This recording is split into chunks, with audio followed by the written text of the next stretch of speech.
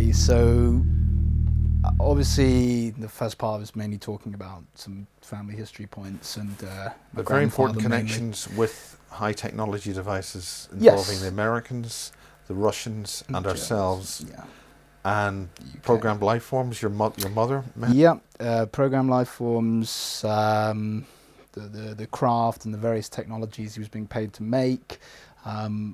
I didn't really highlight much of some of the influences on him. I would say Nikola Tesla, as with many scientists, had a huge veneration for Nikola Tesla, and that's, I would say, a part of my my grandfather's sort of turning against the people who were paying him to do these projects. Because they really messed with Tesla, and they only they only recognised his patents quite recently. Yeah, absolutely. And governments and groups for nearly 100 years have known that this guy had some amazing technology, and some of his inventions would be able to drastically improve society right now if they were introduced. But capitalism does not allow for that, unfortunately. Well, especially if you create a technology which demands the use of certain resources which you happen to supply.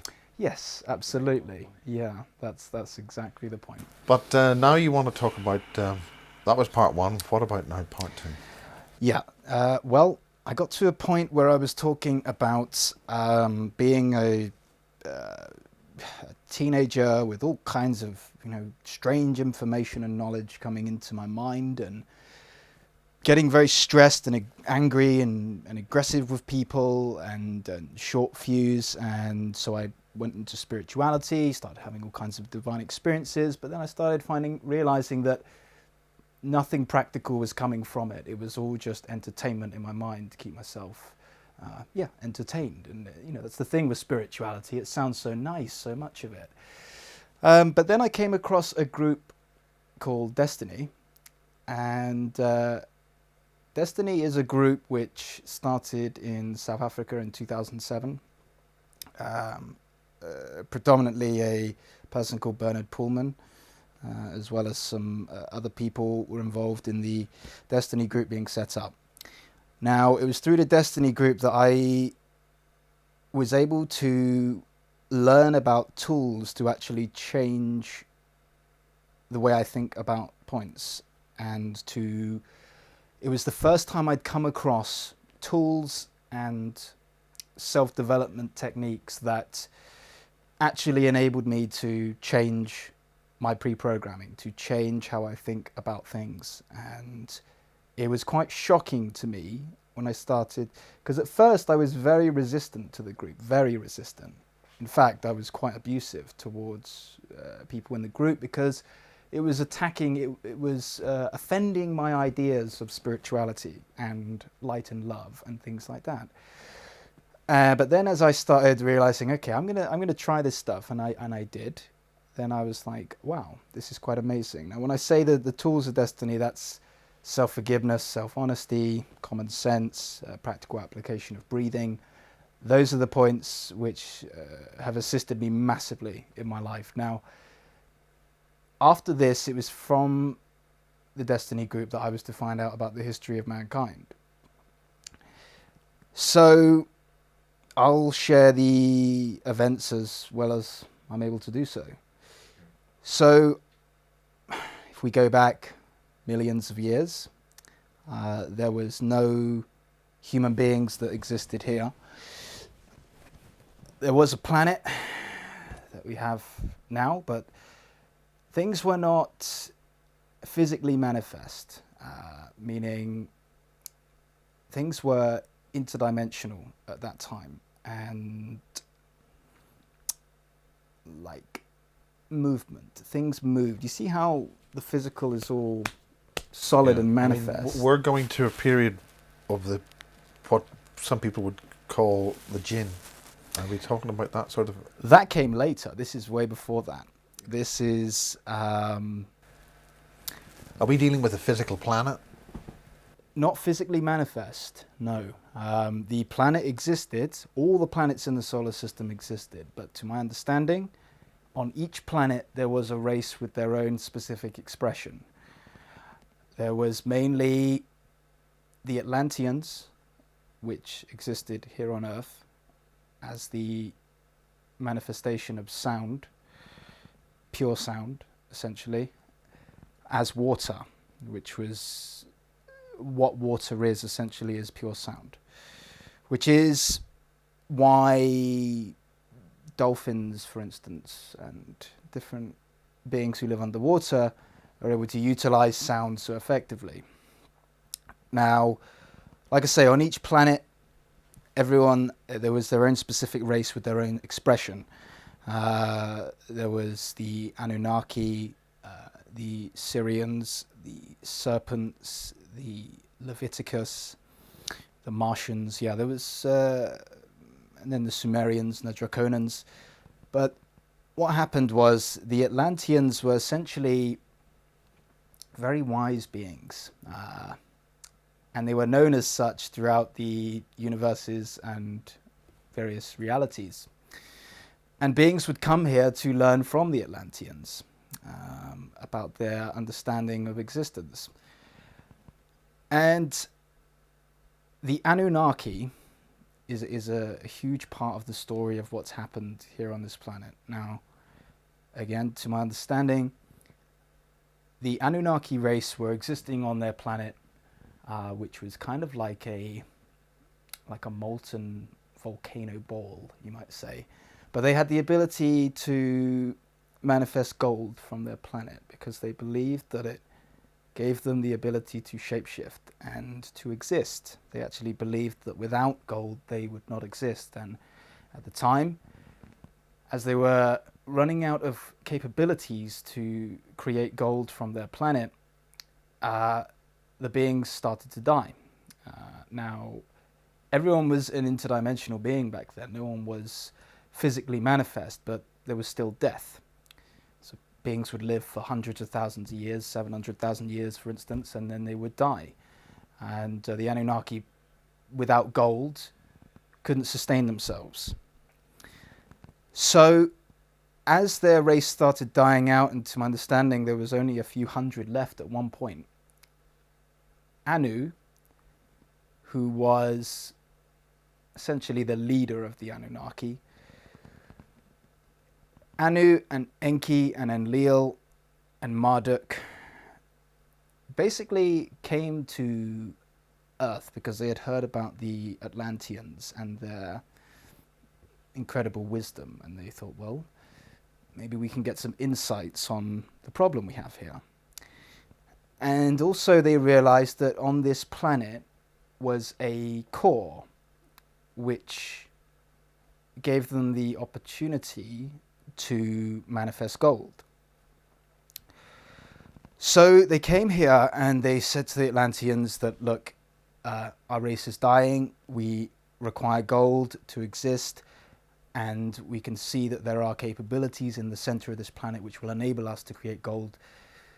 You must allow us to do so. And the Atlanteans thought about it for a while and said, okay, you can manifest gold, we'll assist you with that, but then you must go. Because in those days, to my understanding, every race understood that there's no intertwining of races. There's no two races existing on a planet because it can cause a difficulty with cross-breeding, and before you know it, a subspecies created, and it can cause an imbalance between the two races, which was believed in those days. And so the Atlanteans then assisted the Anunnaki to develop gold here on the planet. And that was done through specific crystals which were put into the Earth's core at certain four corners of the Earth, which resonated a specific sound frequency to manifest gold. Okay, now the Atlanteans themselves wanted to manifest on this planet.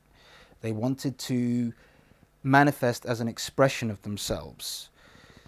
So they actually created the concept of gravity, and they actually placed gravity into this planet.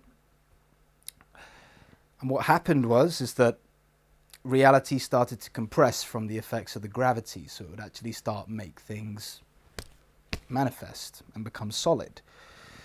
Like I say, everything was sort of free moving back then, and as things manifest, a particular problem emerged, which was that they weren't manifesting with the planet. So the planet was starting to manifest in terms of landmass. Things were becoming manifested, but the Atlanteans were not. And as the Anunnaki had been mining their gold, wasn't really mining. It was like I say, a sound frequency which was used to create the gold, and then interdimensionally they pull it out, take it back to their planet, utilize it for their race.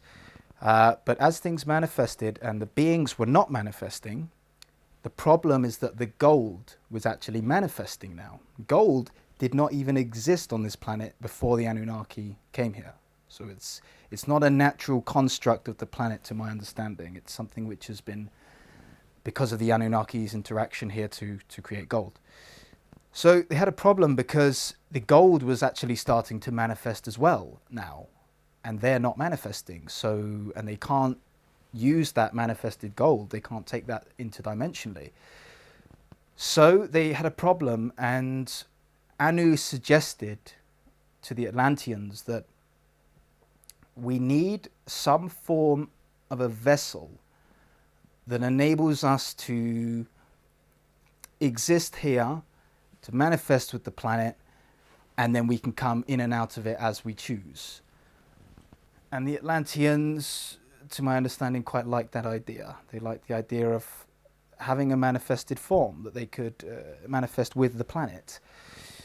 And Anu said, okay, well, if I find a way to manifest a form here, will you allow me to not only take gold, but to also build my city here, to move my entire race to this planet? And the Atlanteans were basically not willing to accept that because, as I say, it was understood then that you do not have two races existing on one planet. But they said that if you can create a form that we can inhabit, we'll see what you come up with, and we will enable you to build a city inside the earth. And so the Anunnaki with the Atlanteans, and this is where the Syrians and the serpents came in as well, to create a form. They just wanted to create a form, and it didn't have to be anything complex. They just wanted something simple, which they could move in and around. And basically there was a form of evolution of man, but not as we understand it. It was more like created this type of a vessel, manifested being, didn't really work. We do a different one, didn't really work. And then there was the 8 men. The 8 men really did exist and were used to, as many people have stated already throughout history, to mine the gold for the Anunnaki. As I say, the gold was manifesting, not completely at this point, but it was starting to manifest, and they knew that they had to find a plan to perfect this vessel before they run out of time, because Anu believed that they would lose their ability to come interdimensionally here, and that they would not be able to manifest on this planet, so they had to speed things up.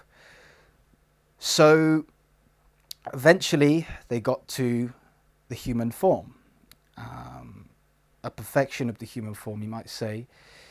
And then the next point came in terms of creating the systems to enable the vessel to sustain itself. So that's when, to be understanding, the Syrians assisted a lot with that, with the organ development and the digestive systems and things like that.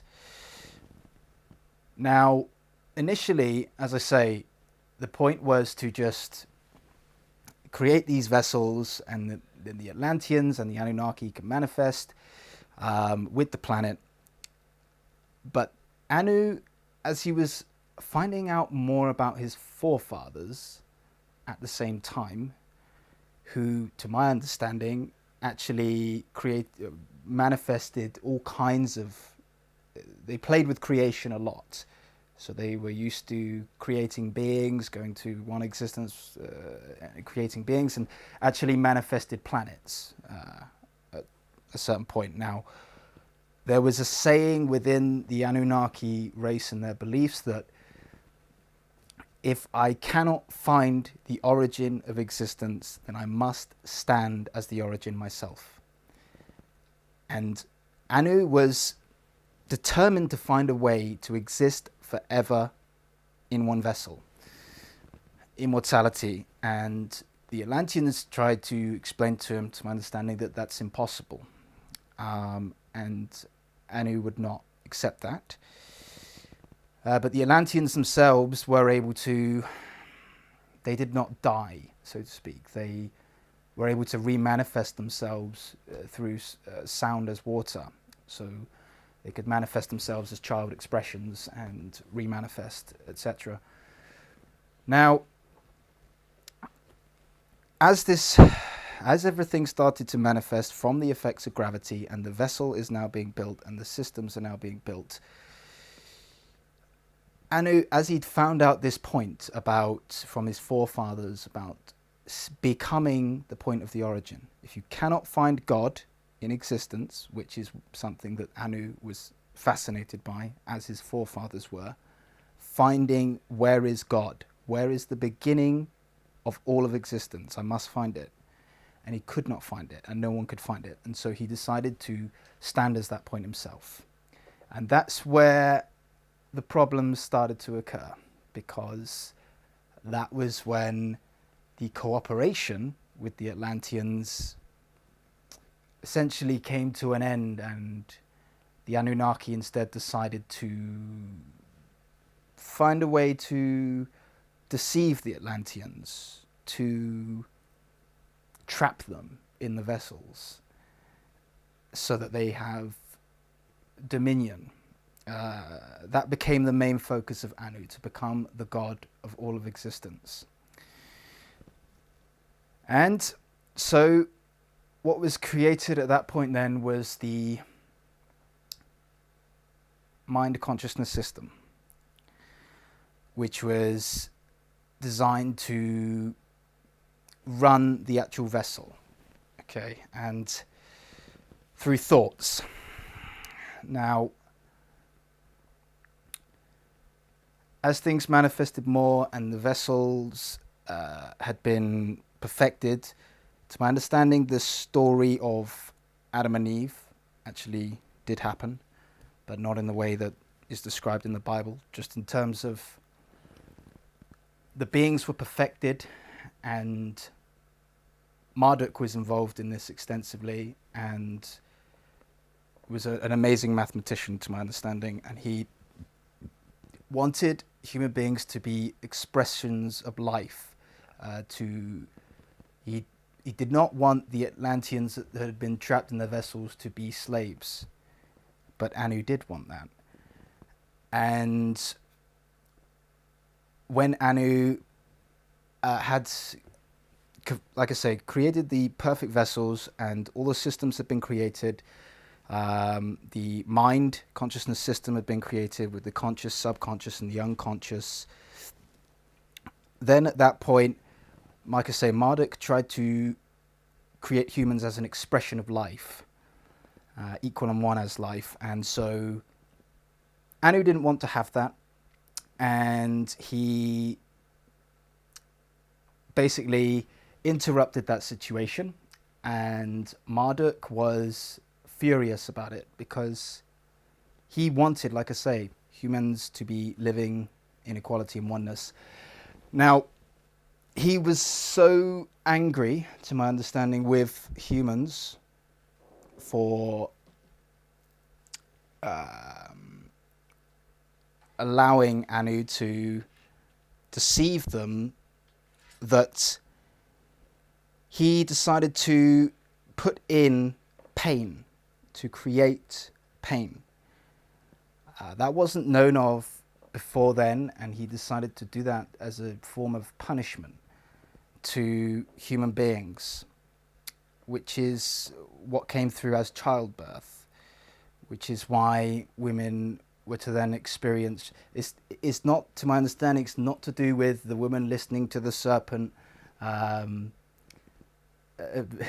basically the serpents and the Anunnaki, some of them manifested to deceive the human beings, Adam and Eve.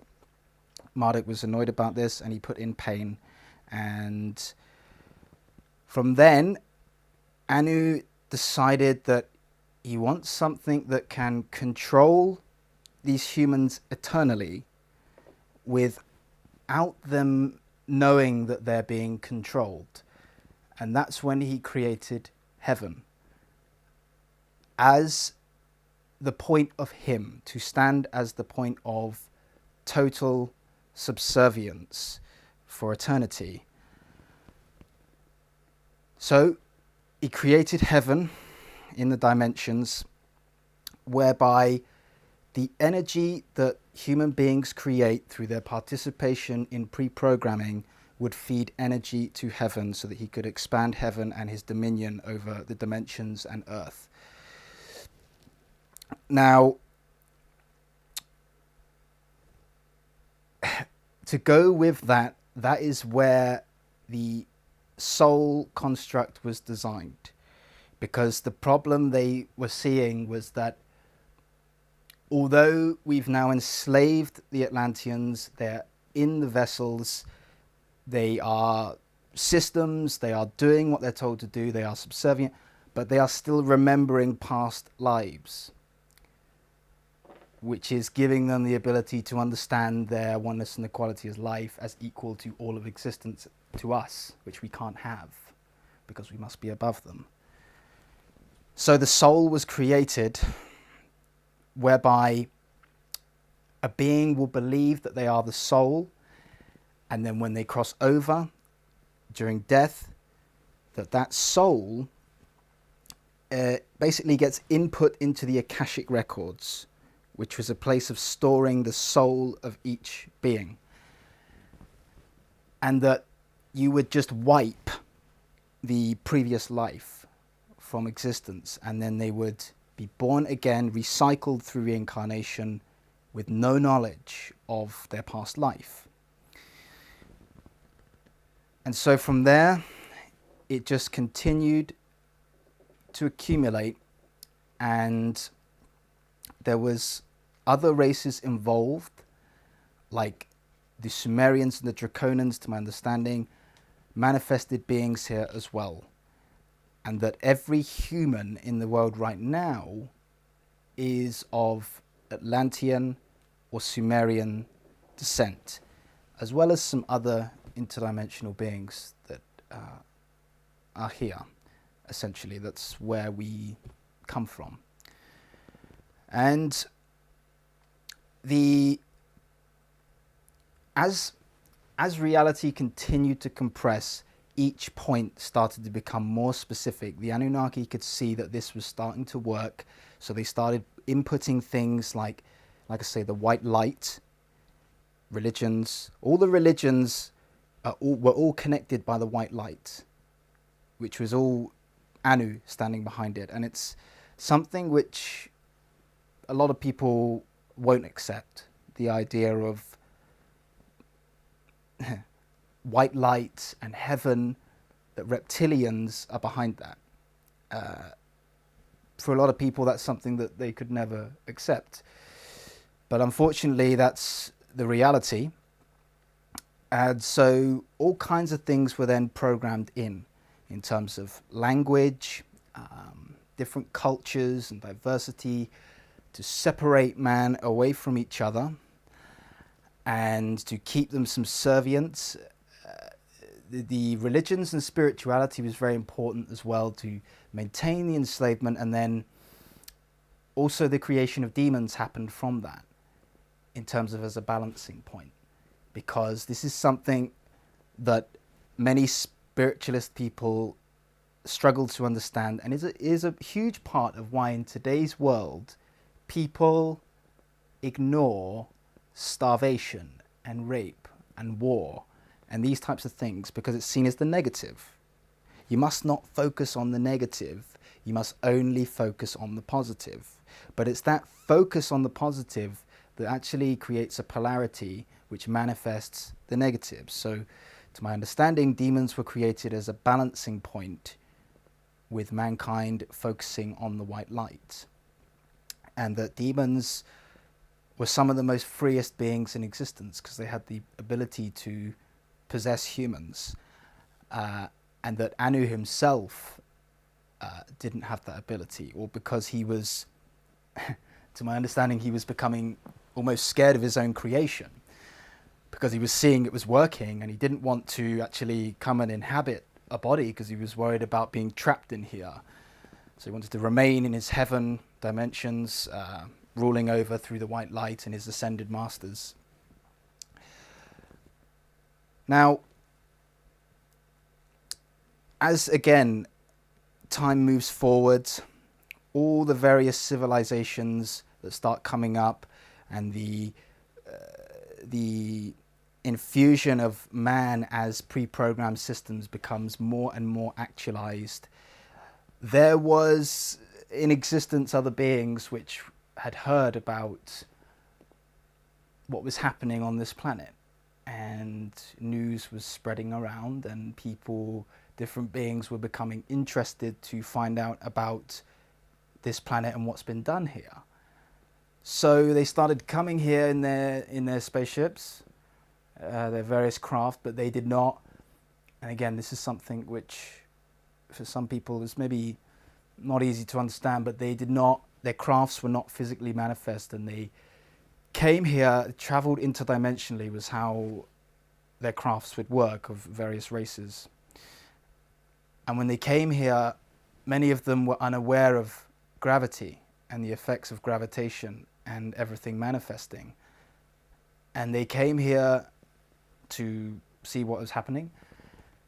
And when they stayed here for too long, the crafts would actually start to manifest, which is why around World War II and even before then, actual alien craft were found that had manifested from being here for a certain period of time. And the beings themselves were trapped then. They couldn't get onto their craft and just travel back to their existence, because the craft is now manifest and essentially they can't travel in it. So they had to manifest. They manifested here and built cities here underground. And to my understanding, it was around 20 races that came here and manifested cities underground.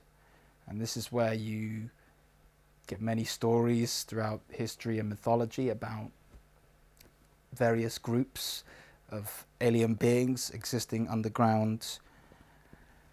Now, to my understanding, most of these beings do not exist anymore.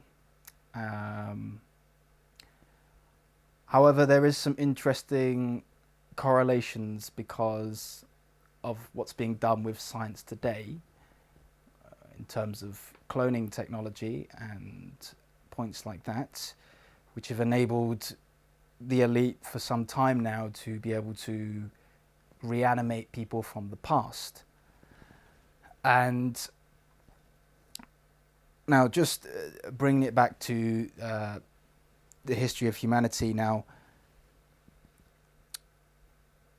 everything was working. Anu's plan in the end was to get everything to such a point where it would be a re-emerging of him in existence as himself, so that he can manifest here to rule heaven and earth. So that's what a part of these reptilian babies being born was about in recent times, because Anu wanted to manifest here in the end times, so around now. And these reptilian babies were intended to be his elite, his bodyguards, when he manifests here. However, to my understanding, there was a interesting point that happened whereby a portal was opened inside a being.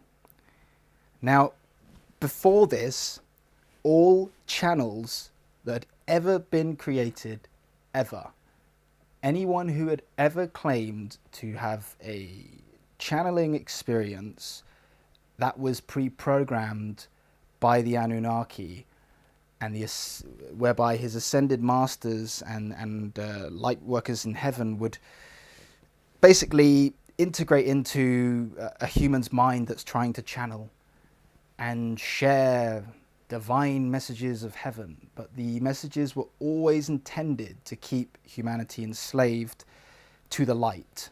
It's important that they always believe they are less than. However, there was an actual portal that opened. Now, this is through a human being's body, and I know this human being. Her name is Sept, and she has the, I don't want to call it ability, but she is able to leave her body and to go into the dimensions, and dimensional beings are able to come through her body and share, basically. And ever since that point, which to my understanding was the first human in history that was able to do this, it basically fucked up Anu's plans from the perspective that no human was ever supposed to actually see the dimensions and understand that what is happening here on Earth is what's happening in heaven, and that the whole hierarchy structure we have here through the money system and capitalism is exactly what had been manifested in heaven. So in people's minds, this idea of this beautiful place that is all harmony was actually a hierarchical structure whereby people, through reincarnation processes, were always attending to get as close as they can to the light, to the highest heaven dimension. And that through the portal, the white light and heaven was essentially removed. Now that obviously can maybe sound quite difficult for someone to understand, but in terms of the pre-programming, was now, because the white light was holding everything together. The unified consciousness field as well, so I didn't get into that, was put here. The grid line structure for the through magnetics, which was Cryon, which was a part of the soul construct, whereby a person's life would be predetermined from start to finish, and the being would just come into the body, walk the life, die, go to the dimensions. The soul just go and do the exact same thing over and over again, so that they are just forever stuck in just attempting to find the most amazing experience and the most godly experience. And now, to my understanding, the only thing which is keeping humans enslaved within and as their pre-programming is our own participation. There is no beings that are maintaining it. However, they had.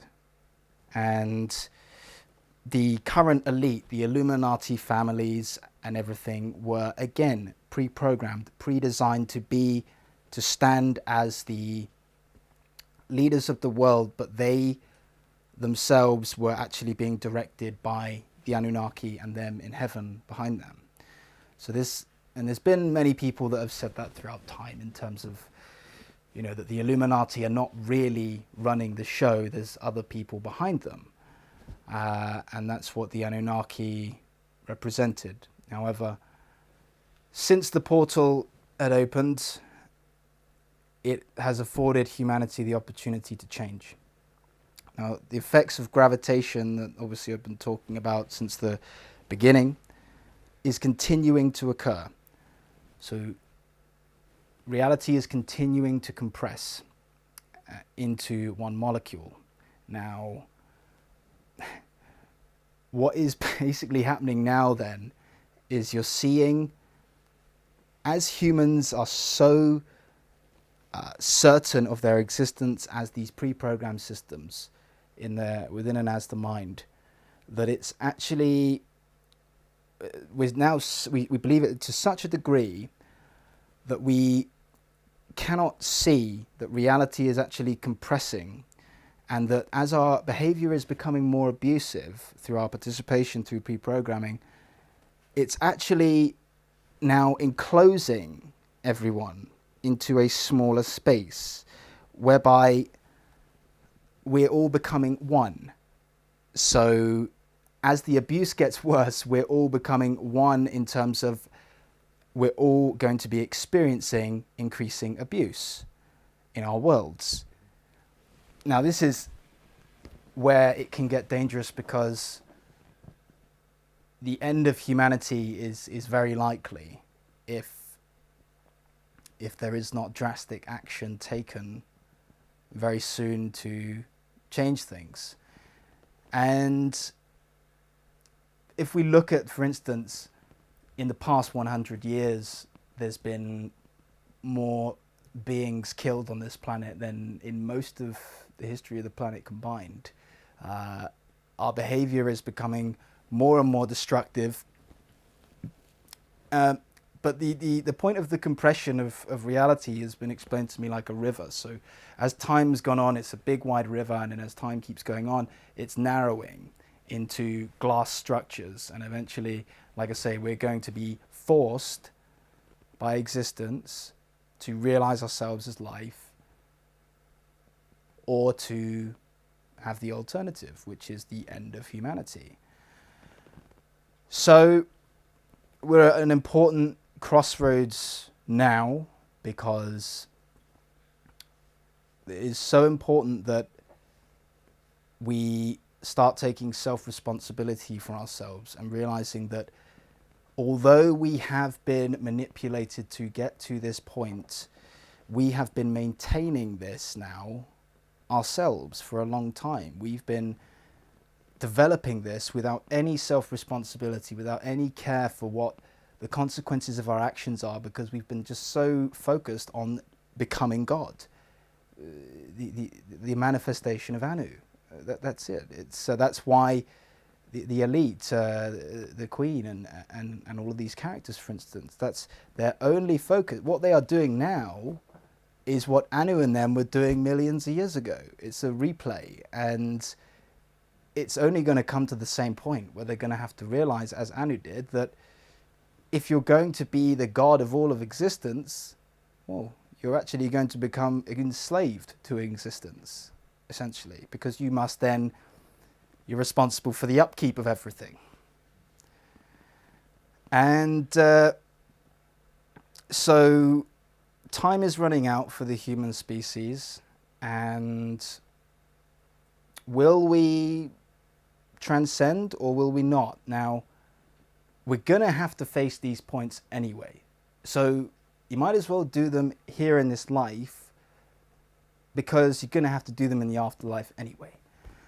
So, I mean, you're either going to let go of your idea of yourself or you're not. And it's the idea of ourselves, it's our free will that we believe we apparently have, which we don't have. There's never been free will. Free will is an excuse for spite to exist. Everything has been pre-designed. There is no accidents here. There's no choice we actually have. There's no free choice. And that is, free choice in and of itself is the ability for a being to say, I do not want to be equal. I will not be equal with life because I have the free choice to be God over other beings. So it's the complete deception of free choice that humanity is still trapped within and as. And I mean, it's not looking good at the moment, let's say, in terms of what is going to be the outcome here. But since the portal has opened and the white light has been deleted and Anu's plan has been pretty much fucked, all interdimensional beings are now here on Earth assisting humanity to change. Because the alternative is not cool. The alternative is the end of humanity and a repeating of the exact same shit that's been happening here. And we don't need a repetition of anything. So, to my understanding, interdimensional beings are now infused with the physical. So, animals, children have got multiple interdimensional beings existing within them to assist humans to realize themselves as life, to let go of the systems of control within and as our mind. Now, this is obviously a massive topic, and I have an understanding of it. However, my application within my process to birth myself as life from the physical has been difficult. And it is the most difficult thing, self-honesty. To be honest with ourselves in every single breath. Am I actually existing as life, equal and one here, manifesting that which is best for all? If I'm living in self-dishonesty, I am just feeding and existing as my pre-programmed systems within and as me, which is not life. It is just separation. And many people say it's impossible. It's impossible. You can never change this world. It's always going to be this way. And the fascinating thing is that the alternative, in terms of a world which is best for all, is it's something that we cannot imagine in terms of how powerful and beneficial this is going to be. This is something we've never seen on this planet ever before, is a situation where all beings are respected as life, equal and one.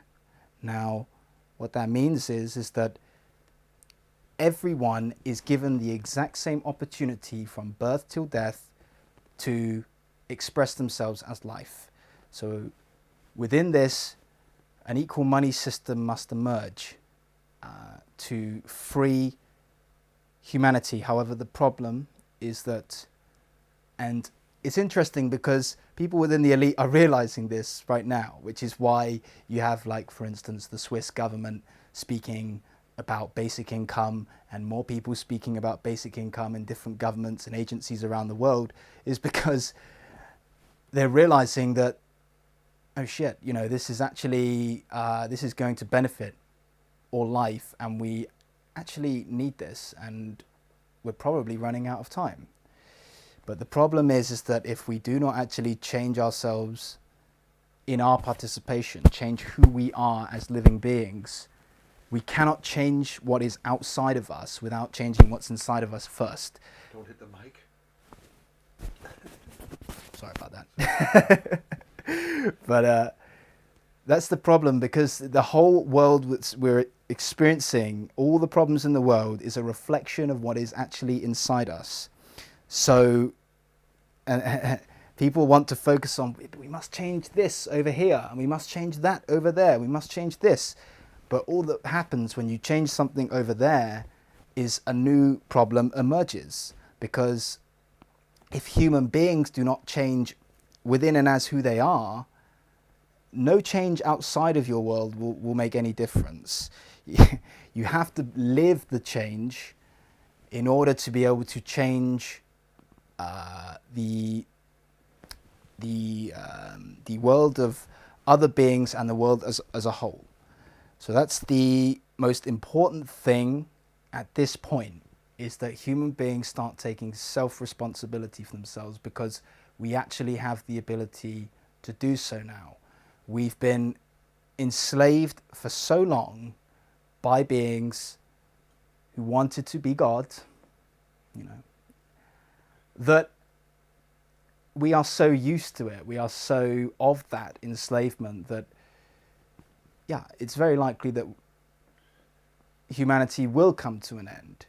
However, that is the excuse that human beings give as to why they do not attempt to change themselves to live what's best for all, is because, well, it's pointless, because if I try, then, you know, it won't work anyway, and I'm too small and I'm too powerless and I can't do anything.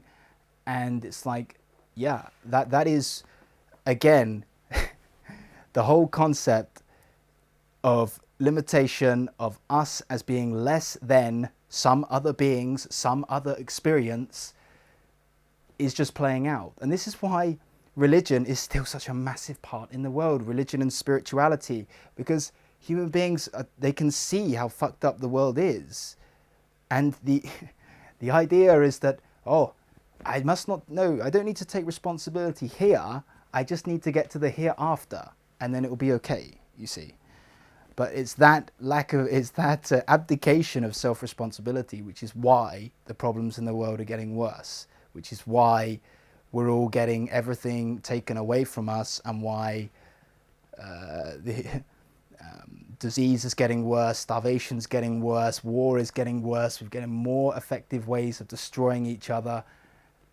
And it's pretty obvious what's going to happen as the end result of this.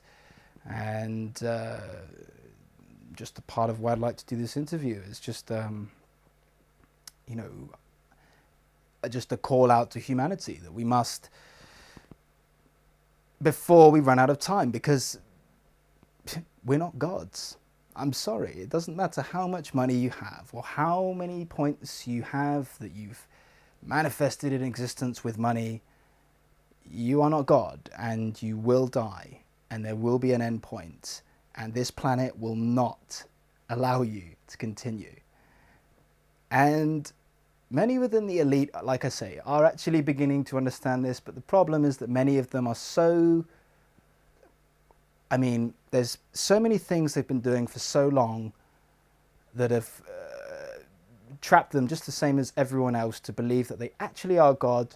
And there's actually chemical imbalances that has happened now in the brains of many people within the elite from repeated, you know, centuries and centuries of, you know, incest, paedophilia, cannibalism, these sorts of points, which, as science has developed, has proven that beings that participate in those points continually, it's like an imbalance that happens, like a form of mad cow disease that comes into the brain, where they're not able essentially to change anything, because their activities are making them more and more crazy anyway, and more abusive.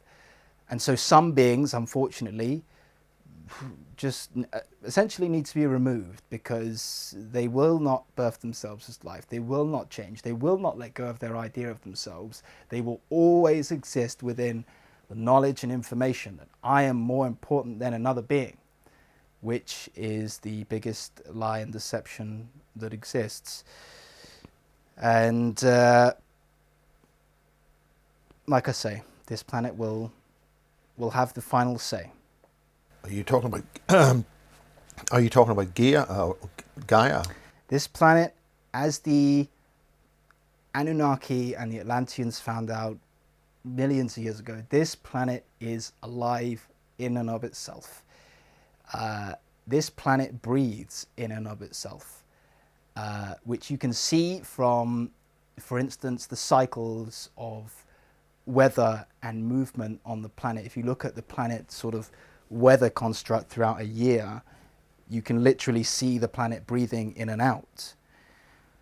And yes, I mean, we are supposed to be the gardeners of this planet, the beings that create ourselves as Eden and look after this planet as the Eden which it is. Well, we're not doing a very good job of that. We certainly aren't, Miles. Absolutely. Yeah.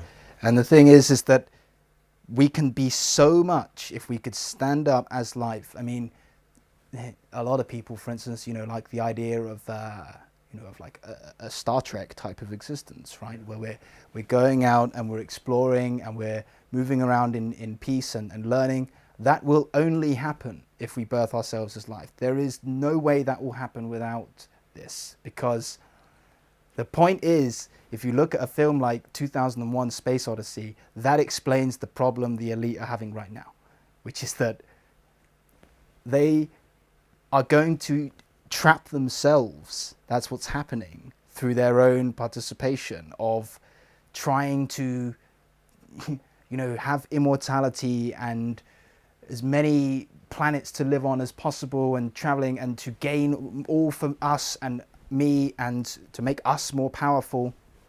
I mean, that's not how the Star Trek Enterprise is supposed to work, is it? No, I don't think so. It's supposed to work according to, we come in peace to learn and share our experiences. And that will only happen when we have equality and oneness actualized on this planet.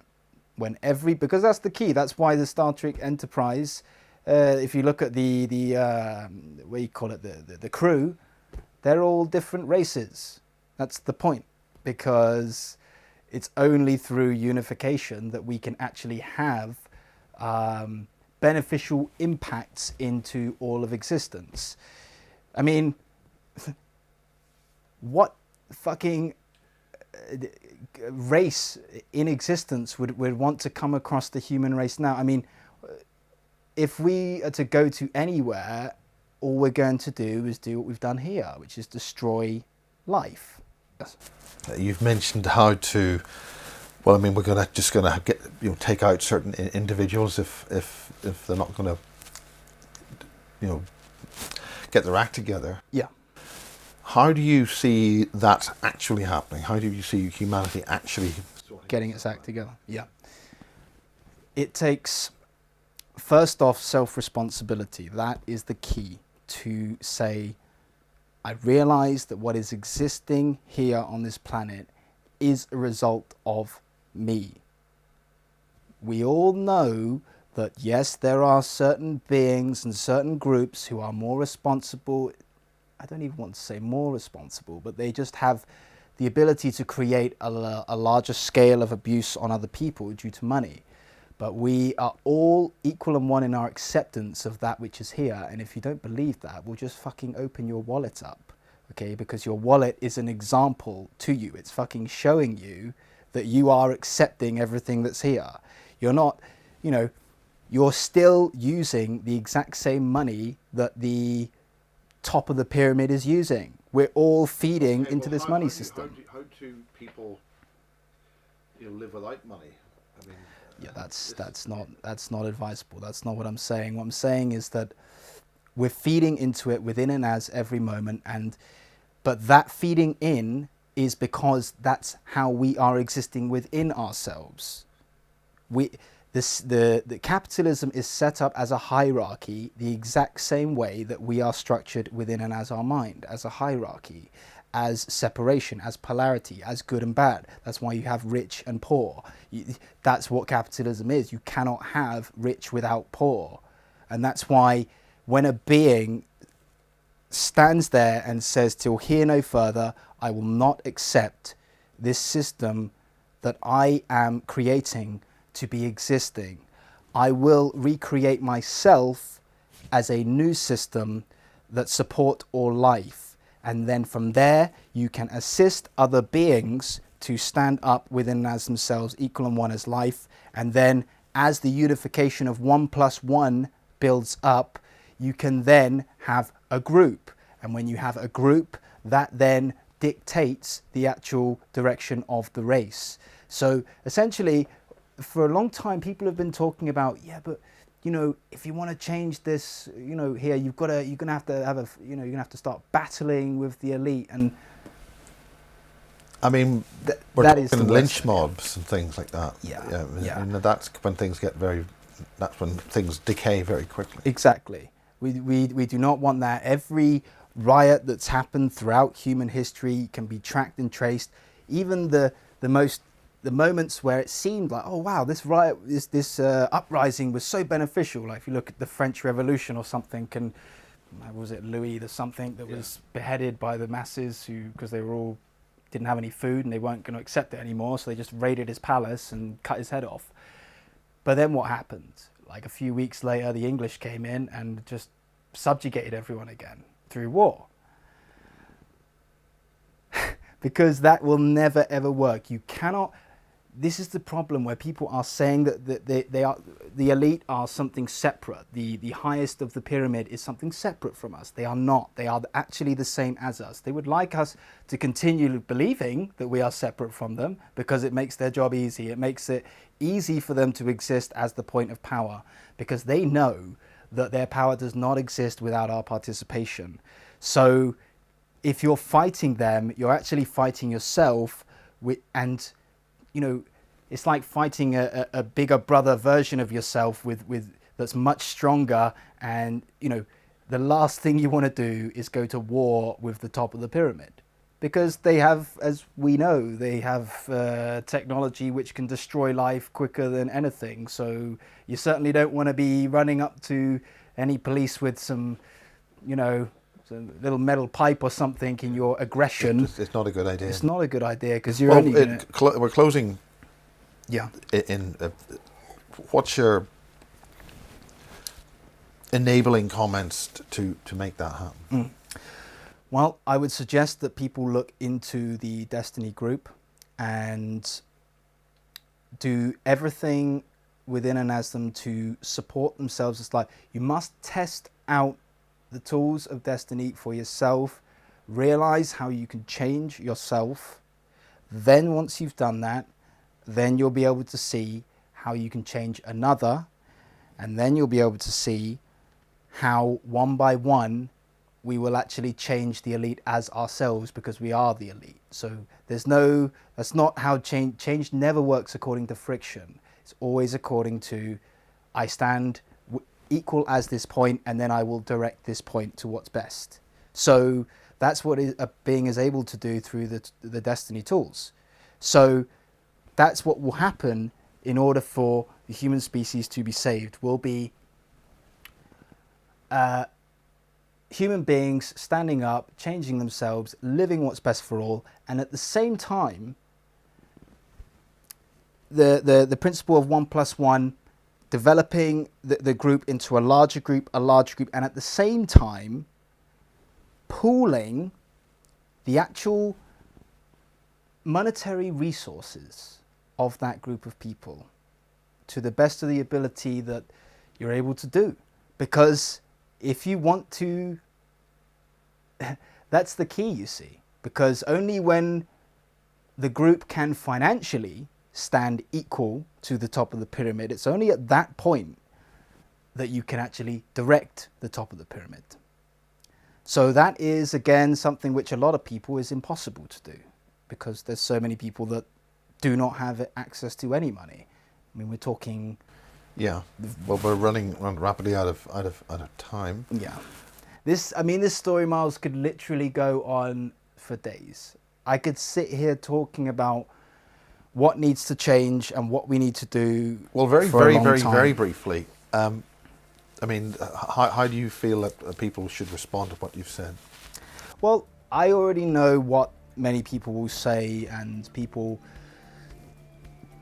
There's a lot of points on the Desteni group online that people will say, and you'll hear things about Bernard Pullman and this and that. And what about this woman who channels and things? Yeah, Sunat Spice. 30 seconds. Yeah, she basically is just an awesome being. Bernard Pullman is an awesome being. Bernard is the most caring being I ever met in my life, supporting more beings than I've ever seen another being do in this world. And yeah, so to put it simply, we have to change and realize that through the tools of the Desteni group, you will be able to do that, and that we will be able to move forward. Thank you very much. It's your shout out on the Basis Project. And we've got another little part to talk about. There is another part. But we'll leave that not on this. We'll probably do that as a separate little section. Yep. So we'll thank you very much for coming and giving this history, which is I think in some respects it's been mentioned a little bit by Eva Zemanova in the way that when her ETs people arrived, it was some kind of issue that they had to change. Anyway, thank you very much. That's the Basis Project tonight.